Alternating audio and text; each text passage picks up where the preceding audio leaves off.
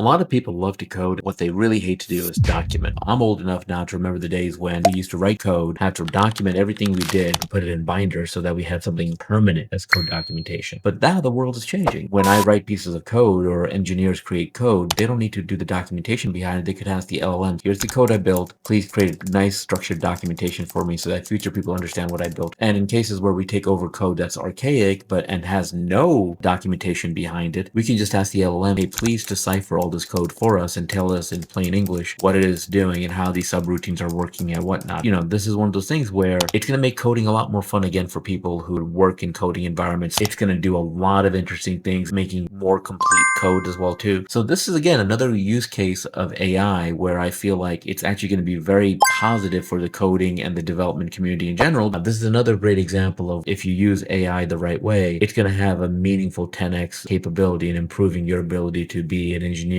in a mission critical environment. Code documentation.